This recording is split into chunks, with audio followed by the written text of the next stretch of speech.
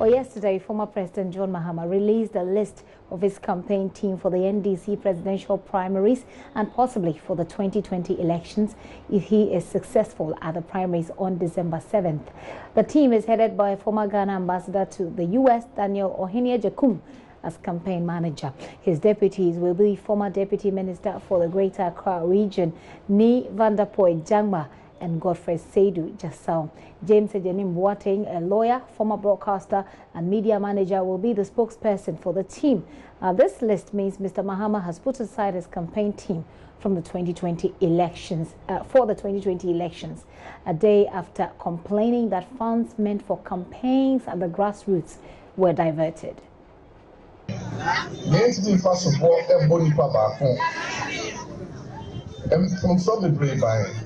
Constituencies Libya, Yantraining party agents Libya.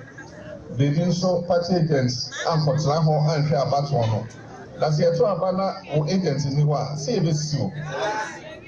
Now, you move some mistakes in and say, Yantiche and Yoma, Yade, campaign, Yade. And confirm maybe I was a far. I could do if I was a campaign.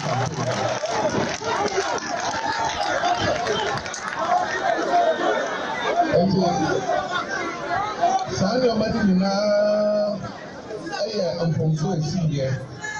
I just say, Yedia, Yansan. Yedia, send a bay at 2020. If you say, and Yomano, I was a national executive, then could be regional executive sponsor, normal from constituency chairman, normal showman, sir. That constituency chairman or some friend or branch chairman, normal showman. Maybe I was a phone. I was a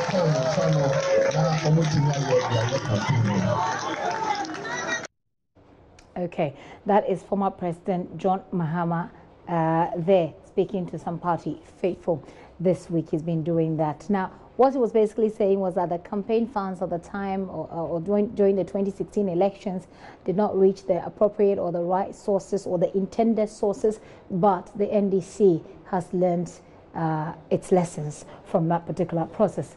Malik Abbas Dabu is the deputy head of our political desk here at JoyNews. He joins me in the studio with some analysis. Malik, you also have a list of the entire team. Do you want to take us through the list? And then also, you mentioned a couple of you. You mentioned basically about 3 people. Yes, so the campaign manager Daniel Ohiniejekum, his deputy, who is Ni Vanderpoy Jangma, quite an unknown person. Because I was kind of wondering, because he was a former deputy regional minister. Yes, for no less region than Greater Accra. And somehow we didn't know much about him. Of course, there's another deputy campaign manager is Godfrey Seidu Jasau. So about two deputies here. The spokesperson, James Ejenim Boateng, we all know him. Deputy spokesperson is LCS Sinamapa, and you and I will know this one. Certainly, from our Nooks days, right?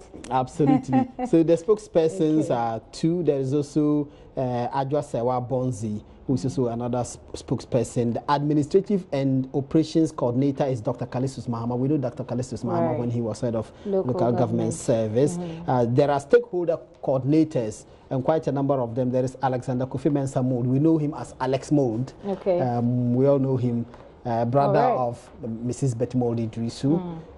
There's also Ambassador Kwesi Ahoy. We know him, Deputy Interior. He was Interior Minister, actually. And then went to South Africa. There is Priscilla Ahin.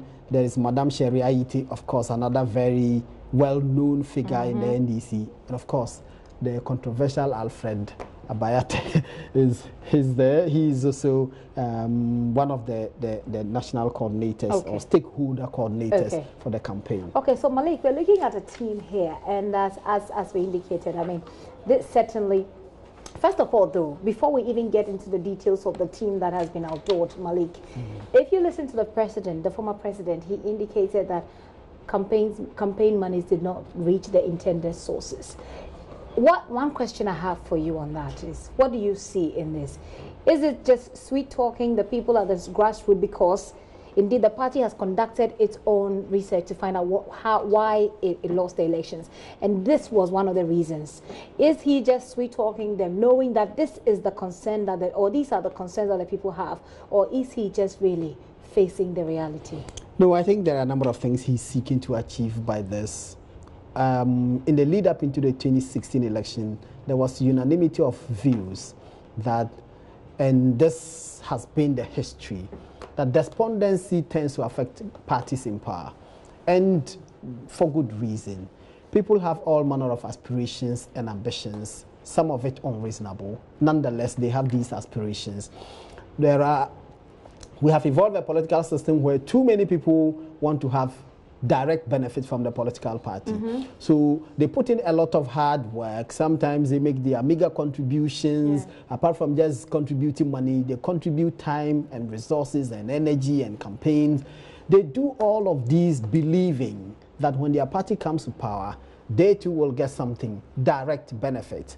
Now, when the parties come into power, it is practically impossible to meet all of these expectations. So usually what happens? Despondency sets in. People no longer have any passion for the party because they feel that they have not benefited. It's all about what I can get, right? They have seen other people benefit. They have seen people they were with in the trenches.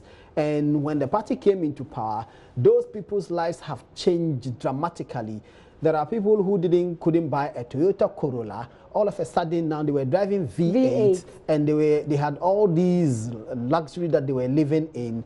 And these guys now feel... And then you begin to see the disconnect.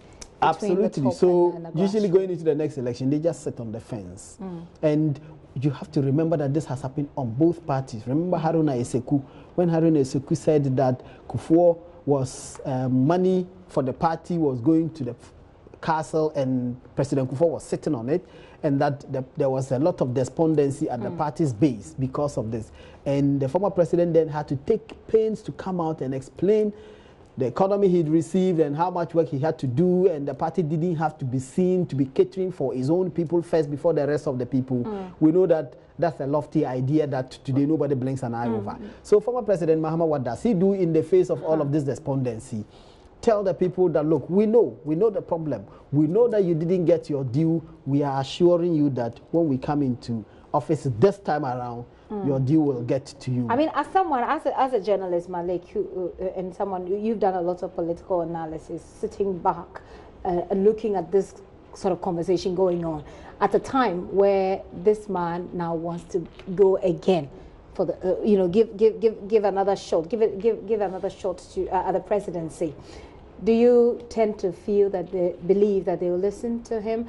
How do you envisage that his message will be received? The grassroots of the party knows that when it comes to resources, Mr. Mahama commands resources better than any of the other contenders, and there's good reason for that. He's been in powers from vice president to acting president to president.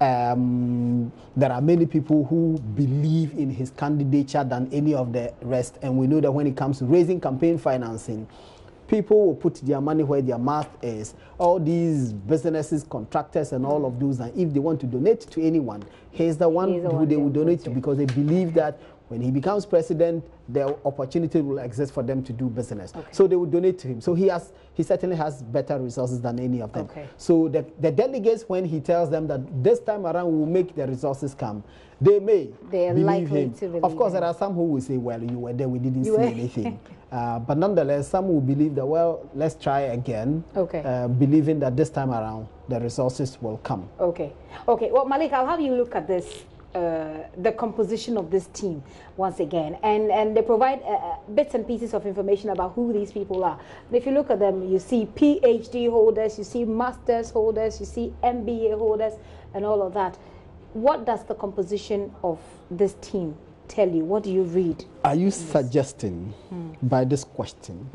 Malik, don't analyze my question. Don't analyze my question. Give me an answer. No. Are you suggesting, and I think you are suggesting, that former President Mahama is listening to the advice of the Kwesi Boche committee. I'm asking what you read of the composition of this let's team. do this. So Malik, so for example... Let me answer your question. Let's do this. So when Kwesi Boche, Professor Kwesi Boche, who chaired the committee that was tasked by the leadership of the NDC in the aftermath of the defeat in 2016, to tour the country and collate views and find out why the party lost the election. Okay, Malik, let me interrupt you. Sorry, let me interrupt you briefly because we understand that the former president is still in the central region. Our correspondent, Richard Kojo-Nyarko, has been following him. Let's get that wrapped quickly, and then Malik will continue with the questions. I believe that you won't be analyzing my question anymore. Richard Kojo-Nyarko joins me all the way from the central region. Richard. Hi, Gifty. We believe the former president has been saying more. Tell us.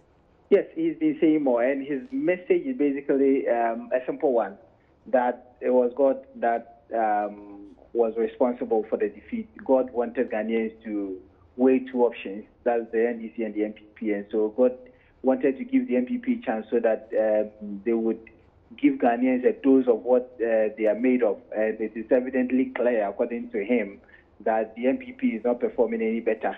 He says that it is like football, the game of football, where players are on the field and the spectators sometimes they feel that they can play more than the players on the pitch.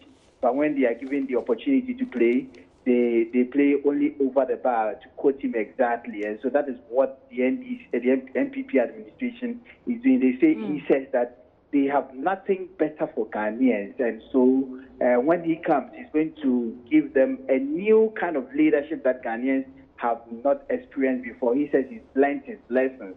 On the Free Senior High School, yesterday he taught about 7 constituencies. He began from the Ekonfi area. He went to Mankasim. He came to South Pond. He came to the Cape Coast North and South. He went to Elmina. On the Free SHS, the president says that it is being implemented, in that kind of weird manner, because the Constitution gave the leadership that, after the Constitution has come to force, 15 years, they should take steps to implement free compulsory universal basic education, and thereafter, the free SHS should be implemented progressively. But it appears that the MPP administration has bitten more than they can chew. What the NDC administration was doing was to do it progressively. Now it appears that there is hardship in the country. And this is the former president saying, right? Yes, exactly. He said that there is hardship. And so when Ghanaians complain, all the excuse the government gives them is that they are implementing free senior high school. And so that is the only answer Ghanaians are given when they complain of hardship and other things. And he's saying that he will review the policy if given the opportunity in 2020. On a double track too, he says that it is something that is practically not sustainable, and it is some kind of burden and some hardship that is being visited on Ghanaian school children. And so that's basically what he's been looking at. Today, he's been visiting the Asan North, Asan Central, and he'll be doing the Upper Dintra, West Upper Dintra East, and then his tour will come to an end. Richard, thank you so much for those details there. Richard Kojo-Nyarko is our Central Regional correspondent there, who is following also the former President John Mahama on his campaign tour. Malik, I'm back to you.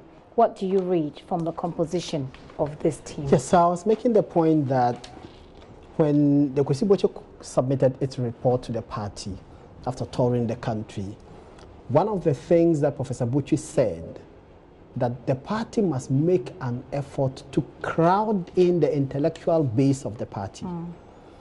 And I'm saying that given the credentials of the members of the former president's campaign team that you quite generously read out, is there evidence that this is in response to that call, that the party must crowd in the intellectual base? So you are seeing PhD holders and lawyers and very many of them.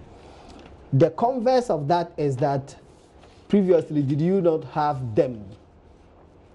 It doesn't look like we had too many of them, too many of people with this So Malik, let's look at the names here.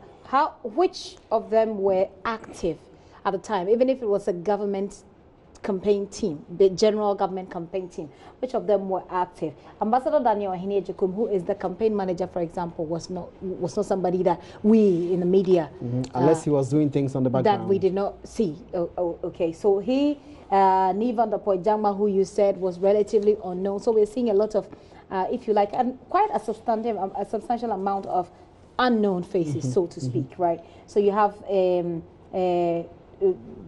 Dr. Godfrey Seidu, and you have people like that's another person we don't really know much about. So back to the question: is it just about changing the face of the team that managed the campaign for him, even when he was president? Well, I think that works. If you went into an election and you lost, and you have to remember that one of the major complaints against former President Mahama was that he did nothing about people around him.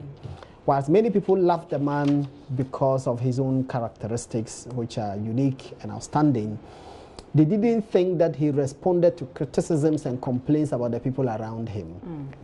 So it makes sense that this time around he will choose very new people that you don't really know much about, that you don't have too many complaints about, and then settle on them as members of his campaign team. Of course, blending them with people who have a certain public face.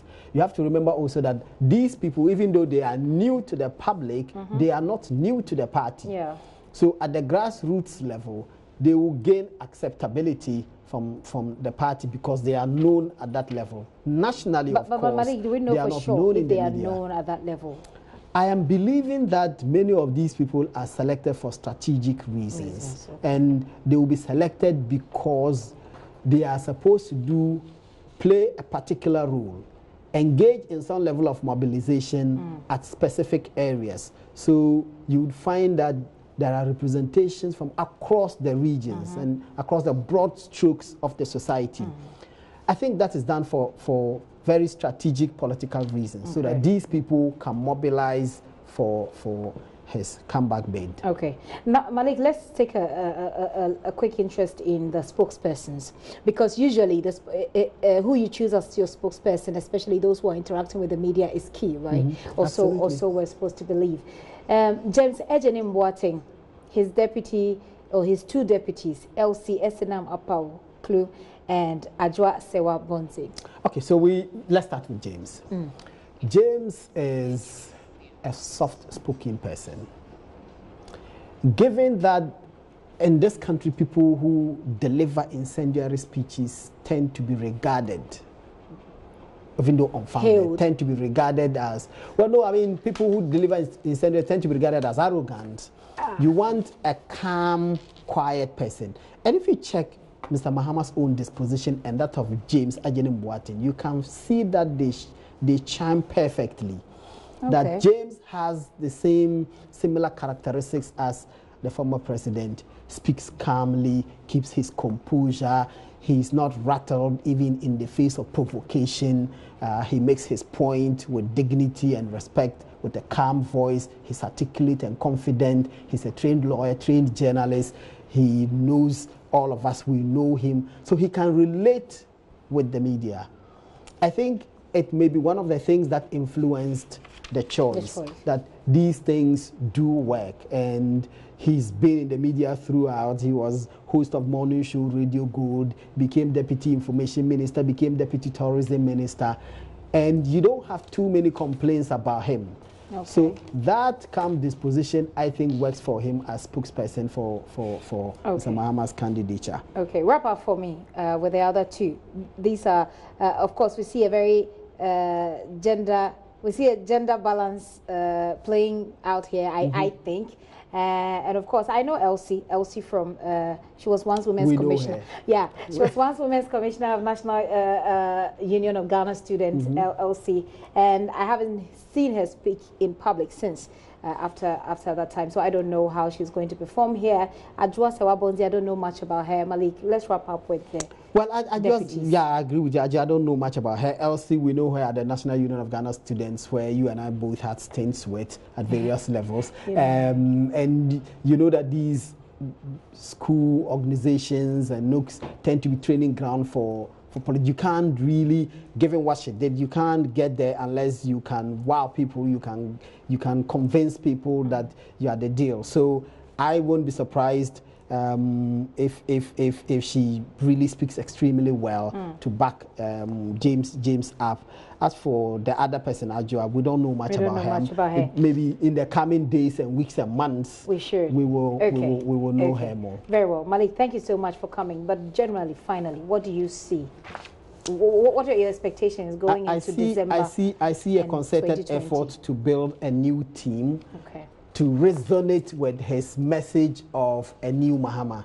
Okay. That's what I see. Okay. Well, we'll see how the new Mahama team performs, and that will obviously tell us what the new Mahama is made of. Malik Abbas, thank you so much for coming. He's deputy head of our. I keep getting when I want to say news desk, it just keep coming as sports desk, and I don't know why. Maybe you're meant to do some sports someday. But Malik Abbas Dabo is deputy head of our political desk, and he's also editor at myjoyonline.com.